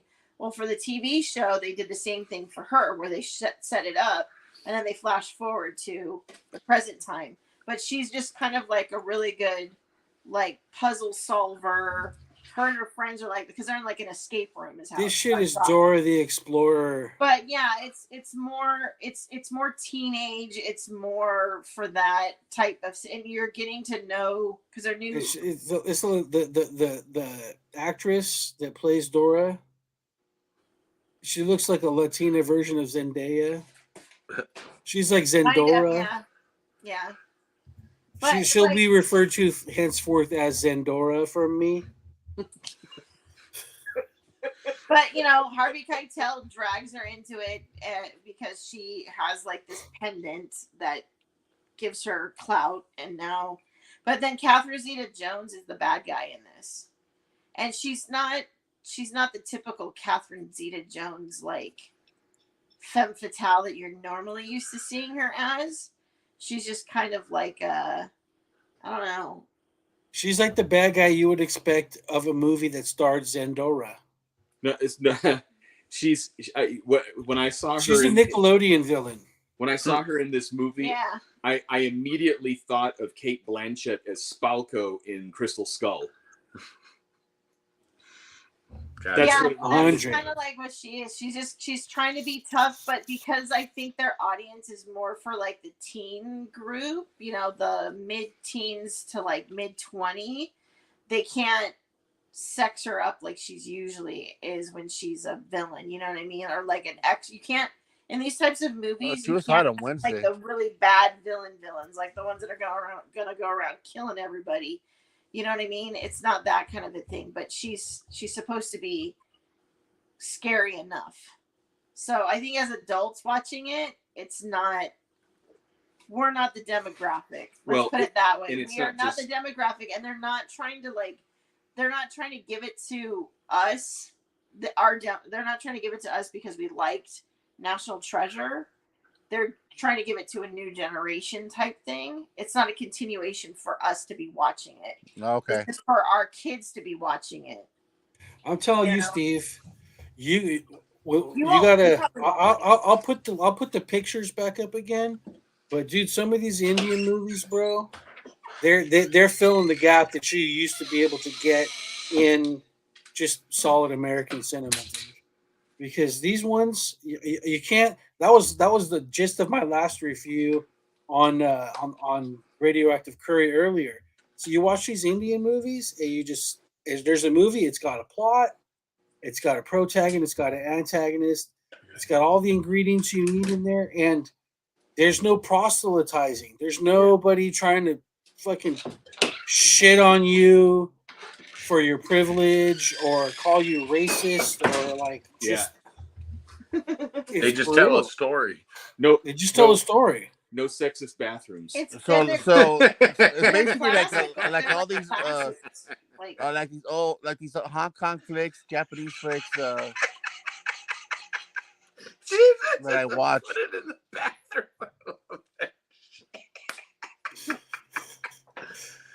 Oh, fuck me running, dude. That's awesome. You sold me on that show, dude. I'm gonna go watch it Evil Dead style. Like just fucking just for the silliness of it, dude. Like the first 2 episodes are out. It's gonna come out once a week on Wednesdays. I'm jumping to episode 2. I don't care. They'll tell me previously on National Treasure. I just want to see what fucking happened, dude. That shit sounds hilarious. He's gonna fast forward till okay. So the guy she's yelling at, he's a military guy. He's in the restroom. I gotta look for that because I'm literally like that. Like that's my problem. Like again, dude, I think especially us growing up, we came of the age of movies that were all about that kind of stuff, but they did it in a story. You know what I mean? So we learned lessons. Like I love Glory. Glory is one of my favorite movies. I love that movie, and it teaches about what happened. It doesn't paint a pretty picture for the United States. You know what I mean? It tells the story, but it's a story about these guys. You know what I mean? Like even, and as weird as it sounds, it's if you had to put it in like a category of writing, it's a team movie. You know what I mean? Like, so it's the same thing with, like I said, about Pitch Perfect or Top Gun or one of these things. There's always like a team of people that have to get together, work together to get to something, you know what I mean? Like to get to the way so that it's a story, so we learned lessons from it, but we weren't beaten over the head with the motherfucker. These ones sound, everything that's been coming out lately, it's like, if you don't like this, then, this is not for you. And it's like, no, man, you got to be able to tell those stories to everybody so everybody can learn. If you really want people to learn to respect or, give proper respect to people, make it entertaining for everybody, make it a good story that we want to watch, like we want to learn about and stuff. That's all. It's true. I mean, you can, I don't know. When you're dealing with like modern like type movies, those you have those people that are out there in the world. So to not, I don't want to say I want to see inclusion with everything, but they have to put. It's like it's like every TV show and every movie now. It's like, okay, that box is checked, that box is checked, that box. You know what I mean? And it's one of those things where it's like I'd like to see a movie where maybe like half of those boxes aren't checked. Some of those boxes can be checked in it. You know what I mean? But you don't have to do it. I mean, look at Goonies. Goonies had the fat kid. He had the Asian kid. You know what I mean? It had like a mix of all guys. And then the girls. And that's what I mean though, is that it's still marked. You can do that where you can mark that stuff off. That Goonies 2023 is going to be Data calling all the guys in the group fucking racist for having white privilege. What are you make me go to the back. Privilege too. Well, but I mean, like, but even the Indian movies we've been watching, like the last one, right? Like there are boxes that need to be ticked, Yeah. and they tick those boxes, but they do it in a way to where you're going like, okay, I'm getting these things, but then as soon as we give them to you all up front, here you go, and then we're gonna go on another route. Yeah. You know what I mean? Like that's what makes them good. Like that, even back in the day, They're not beating you over the head with it. right? Yeah, Like, you can tick all the boxes off, but don't single every single box in that they're showing. No. Look, we've ticked this one off. See, we've done this 5-second or 5-minute of this. Oh, look, now we've ticked this one off. So now we've shown you and we've made it so obvious that people can't think anymore. Like they have to tell you the whole like through needless dialogue that you could have just done like an action and be like, that's how that person is, or that's how this is. You don't need that over like, they have to explain everything because people can't think anymore. Well, Used to be in movies you get a look like, oh, that fucker's pissed. You know what I mean? But you don't have to say, oh, are you pissed off? Like you know what I mean? And it's just it's dumb. That's why movies are 3 hours long now. The problem is that there's an assumption in this conversation that the check boxes are all neutral. So it's the checkbox to criticize a man for having a man's restroom too close to the seating area is the same as having to put a song in an Indian film. And the checkboxes are not equal. There's one checkbox that is culturally and morally appropriate, and there's another checkbox that is about an evil cult. And I'm not talking about the Indians. So the thing is that this is not a morally neutral situation. When they tick off the boxes for diversity and equity and inclusion, what they're doing is they're pushing an evil, destructive ideology out onto people. It's not a thing like, oh, well, we want to give these people their movies too. No, we don't. We want them to go away. Well, I think that you can do all of it again. I can watch a show like American Horror Story where I'm being beaten over the head, and is there a gimp dog? What the? Damn it, Nate! Screwing with the things again. We were talking about Old Yeller and all that stuff. But like, you can give us that story. You know what I mean? Like, you can give us that story. RuPaul's Drag Race, Jesus Christ! Like, you can give us those stories, but make those stories. Don't put it in, like, don't try to fit it into another fucking story. Like, if we go see an action movie, you know what I mean? There's some things we want to see in an action movie. Like, you know, like, that's what it is. If you want to make that movie, go make that movie. But see how good it succeeds. Don't try to ride on the coattails of a name or fucking, you know, like, we're going to slap this name on the front of it and then we're going to give you something totally different. But that's you don't understand that they have a goal in mind, and their goal is to destroy the things that we have. That's the project that they've been going on this whole time, and we're watching all of it get wrecked. And yet somehow we want to be fair and say like, oh, there's space for you in Hollywood. There's space for you to make your movies. No, there's no neutrality. You're either on the right side or the wrong side, and they're on the wrong side. We can't give them any more inches because we've lost so much already. That's it. I think to Josh's point, it's one side is really, really loud and constantly crying and constantly pushing, and they're a very, very vocal minority, and they're just like no matter what you do, no matter what you say, no matter how many inches you give them, they're always crying and they're always pushing and pushing and pushing. And so if you're on the other side, then you're always giving an inch at a time, an inch at a time. And next thing you know, 10 years has gone by and you're way the fuck over here. Like, what the hell happened? What happened was you never just drew the line and say, you know what? Where's the point? Like, when do we stop? What is the point? Where do we draw the line? And, you know, I don't know. Maybe the line's drawn at I'm watching either old movies or Indian movies. Yeah. Maybe that's it. Maybe that's the line. Well, I don't know. The thing is that the people who write lines of dialogue where the protagonist complains about the proximity of restrooms being a sign of evil patriarchy, that those same people are the ones that advocate for drag queen shows in Texas where they simulate gay sex in front of 6-year-olds. Yeah, see, it's the same people. But and that's why I don't agree with that stuff. Like, I don't think that's acceptable. But like, I think that there's stories out there that can be told, and you tell just those stories. Like, you don't need to gussy it up with trying to make it, to invade someone else's genius, and make it to your own. Like, I don't think that's acceptable. That's the part that I don't like.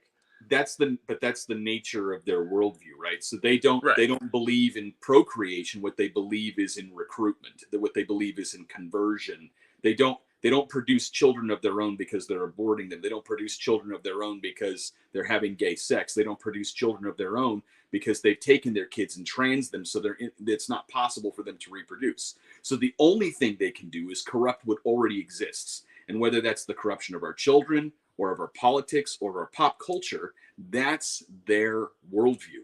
And we have to stop treating it like it's a completely neutral thing. There is no neutral space. You're either on the side of righteousness and you get stuff like Die Hard, or you're on the side of wickedness and you get shit like The Willow Show. That's it. That's all we got. I'm gonna look at Willow way differently now. I'm just saying we didn't stand draw a line like Nate said, and now we have the garbage that we have to like watch every week and lament about like how the hell did we get here? As you can tell, because we're having to watch movies from India to not be bashed over the head with like weird agendas and be made to feel like crap. Right, and that's why I'm terrified that Brahmastra is on Disney Plus, because those bastards now are trying to put their tentacles on the stuff that we're enjoying because they're trying to destroy it. But there is still good stuff. I'm telling you, Violent Night, that was fucking awesome. Like, that was a taste of old school. Like, this was a movie that just didn't give a fuck. Like, and in the same token, you're like, they made a badass character. Like I said, it's Die Hard. You know what I mean? Like, it's Die Hard in front of you. So it's little by little. I think we're gonna start getting them out. Like, it's coming out little by little, and it's gonna come in spurts. But we're gonna get them, and then you're gonna start getting more fun movies where you can figure out how to do it. I have faith. I'm a glass half full, just like the comic lizard said. I'm the same way. I think we're on our way back. I've been seeing glimmers of hope. You know what I mean? Like, even The Gray Man. You know what I mean? Like, The Gray Man, that Netflix one, was a fun movie. It was a fun ass movie, but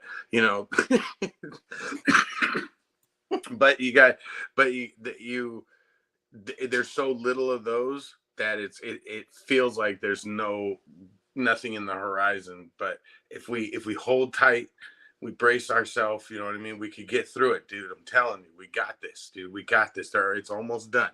It's almost done. We just got to duck and weave, just bob and weave like that, dude. Just pop, pop, pop, pop, pop. Yeah, when they're done with DC and the Marvel universe, they'll come for Violent Night too. Don't say that. No. Don't say that. Don't do that, because that was a breath of fresh air. Like, I was literally laughing my ass off in that movie theater. My godson was sitting next to me, and I kept smacking him in the chest, like, "Did you see that shit?" Yeah. Look, I believe you. I believe Violent Night is good, and when I have an opportunity, I'm going to get around to seeing it. But you have to understand, it's the rays of the setting sun. That light is disappearing, and my sentiment is that we're not going to see this ship turn around until our grandkids. Well, my kid's going to be the one that starts the revolution, and goddamn it, because I'm raising him all right. He's watching all the good shit, and he tells me all the time, he says, "Dad, I'm going to be a cinematographer." I said, "Just be better than Zack Snyder." That's all I said. No sepia tone. That's right, dude. Give us something good. But he loves all the anime stuff, so I'm sure his will be bright and colorful and shit, dude. So, but yeah, I mean, dude, like, I agree. I've been watching more older movies lately because just nothing new kind of excites me and stuff like that. Like before, I would see everything. Havok will is my witness. Me and him used to just shoot movies, shit, like talk shit about movies all day. And now it's hard for me and him to see a movie that we've both seen that we both like. You know what I mean? If it's not Fast and the Furious or something like that, and we love those movies just because again it's popcorn movie. We're like we don't care like what car is gonna blow up, who's gonna say what. Like they're hitting my marks. All I need is in those things. That's actually a franchise that hasn't been tanked yet, which is interesting. Because you would imagine that they'd want to go after that like way hard, but for some reason it hasn't been touched yet. So, knock on wood. Yes, I hope it stays that way. We got one more, I think one more left, so that's fine by me, dude. I'm fine by that. But I mean, again, like I'm hoping some of the stuff I've seen coming down the pipeline, but again, it's not like big popular movies, just little trailers I've seen where I'm going like, okay, that looks like a movie, like that looks like a legit movie. Like there's that one that just came out with Colin Farrell on HBO about him and his boy in Ireland, and they're like best friends, but they get into a fight over something stupid, and it goes for years, and it just looked like a grumpy old man, but like a serious grumpy old man with like a little bit of comedy and shit. So it looked good. Like I miss seeing movies like that. Like everything now is a spectacle. I can't. I think that's part of it too. Is we're so bored with spectacles because everything's a spectacle now. Like every movie that comes, Avatar. Like these everything's big. Like it's got take big. a little bit of time out of the CGI and put it into the script. Yeah, Because that's what I. That's my main thing. If you can sell me on anything, I mean, again, I love bad movies. Like I love a bad movie if it's done right, dude. Like, oh yeah, dude, like dude, that's great. Like I'm good. I'm in it for Christmas. there's good movies out there. That's the thing, though, right? I'm to the point to where I'm not waiting for them to get their act together. There's the door down the hall.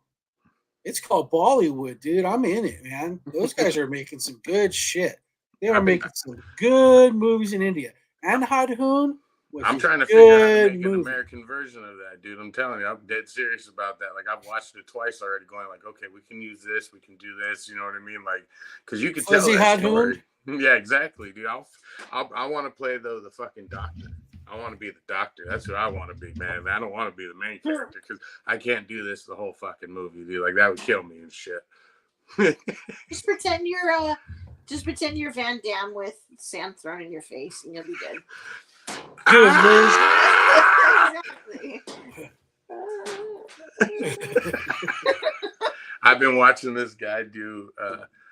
It's called JCVD versus Van Damme versus Seagal, and he takes two movies and he compares them like with death counts and like all this shit. I cannot stop watching this shit. It's so awesome because he always gives it to John Claude, and he's always like, "It's John Claude. How can you think any differently?"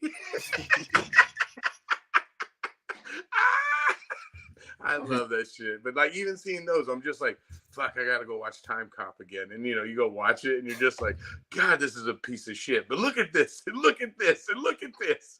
Like it's I miss those types of movies. Like it's hard for me to find things now in newer movies where I'm like, oh, that's a good scene, or that's a great line, or like we were talking about. It's all been done.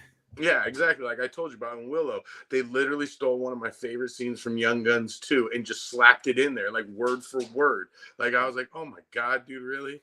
Like I would have at least tried to change it a little bit, like just try. But like I get it, dude. It's no originality anymore.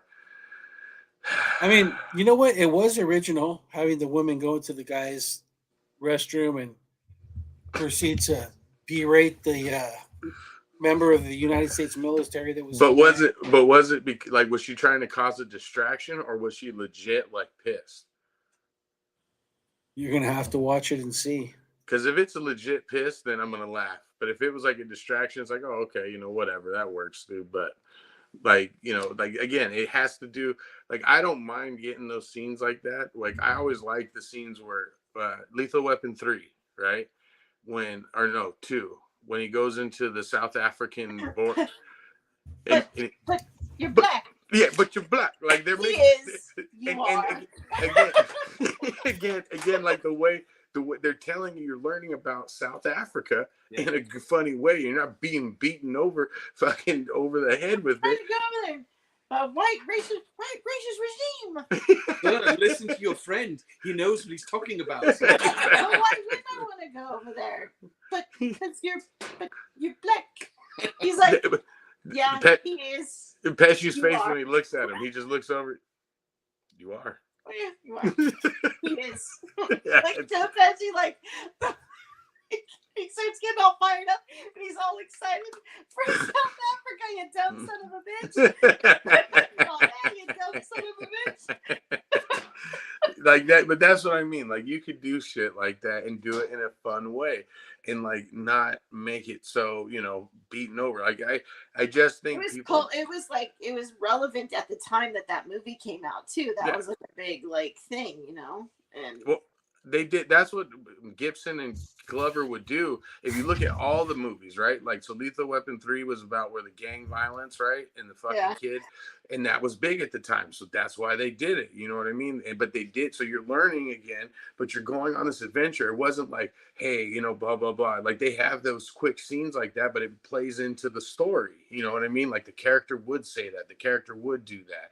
It's not just randomly out of nowhere. Girls, eating, you're talking about a treasure, and then all of a sudden she gets up and goes, why is the goddamn thing? And then we have to sit through a 10-minute monologue of what this is, and there's no payoff for it. It's just there to be said. Then that's fucking dumb. Like that's a waste of my time. Like at least weave it into the fucking the thing and shit like that. Like that, I'm okay with that. That's my neutral ground. Okay. All right, so once again, before the night ends, we want to wish happy birthday to our man Make Havoc Sanchez. Yes, sir. Happy birthday, brother.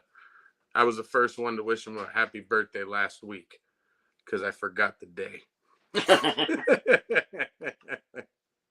Knowing him, he's asleep. Probably. He fell asleep. He's fighting demons.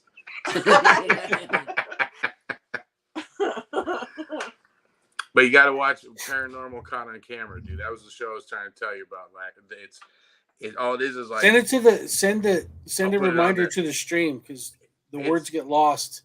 It is creepy as shit, dude. Like there's one that literally, I'm telling you, if you look at my house, every light is on in my house right now because I don't want to go to sleep in the dark.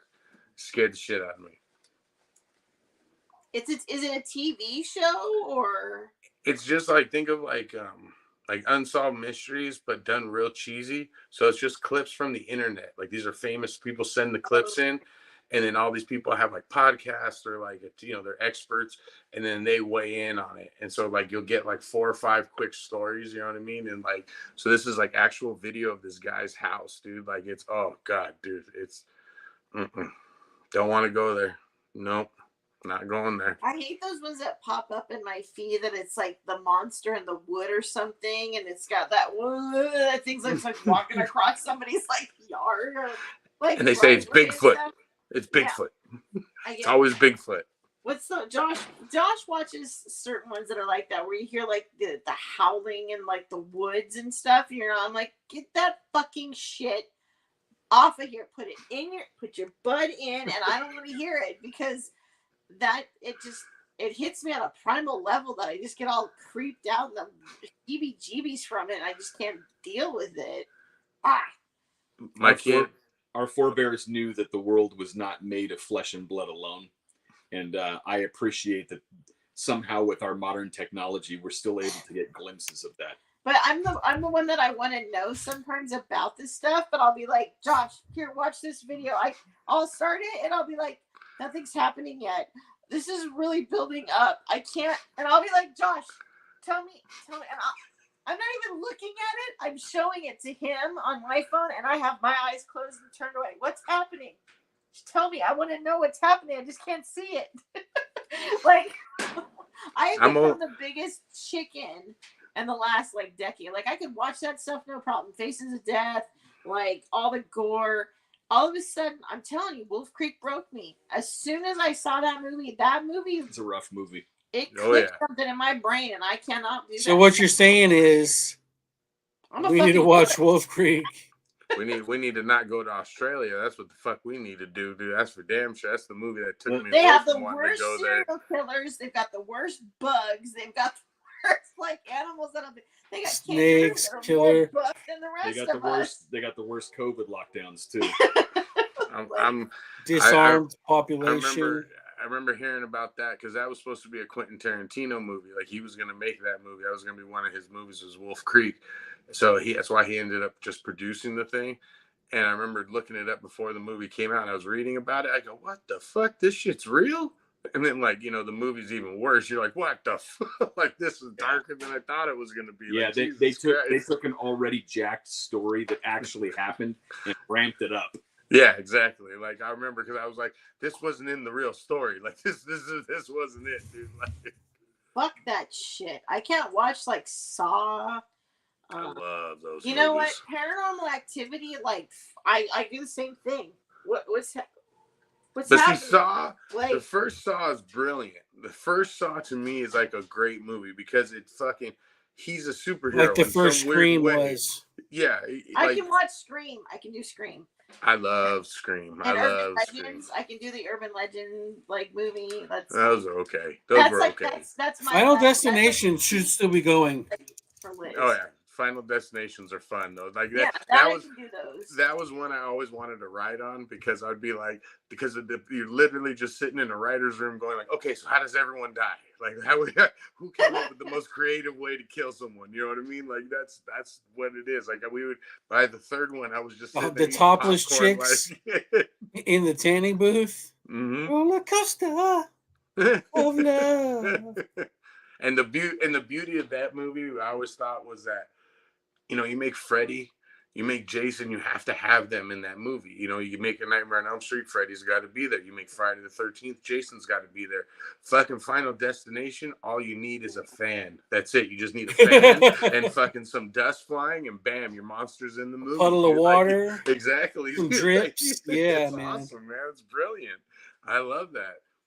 All right, I think we've gone to our limit today. I know Josh has got to be somewhere in like 2 hours. Yep. Oh, We damn. appreciate you staying with us, brother. All right, so we're gonna have Fuzzy take us out. I sent the trailer to Tom Bod, so you guys check it out. Hit me back on the chat line. Let me know. That's our. Again, do I have to fucking find it yourself? It's. I think it's on Netflix. Oh, okay. It's on something. All right. It's on something. I already watched it, so it's a good one. And then somebody send that New Year's movie you were talking about, okay? Dude, no, we don't want to watch that, dude. I'm serious, dude. Like I barely Gary like Marshall. that. I love Gary Marshall too, but that one's like his worst one. Like that's his worst movie. I remember. All right, we'll find another one. Yeah, I'll figure out. We'll figure it out. All right, we'll take us out, Fuzz. All right, ladies and gentlemen, thank you again. We have some love, some peace, and some chicken grease, ladies. All right. Good night. Thanks, guys. Late.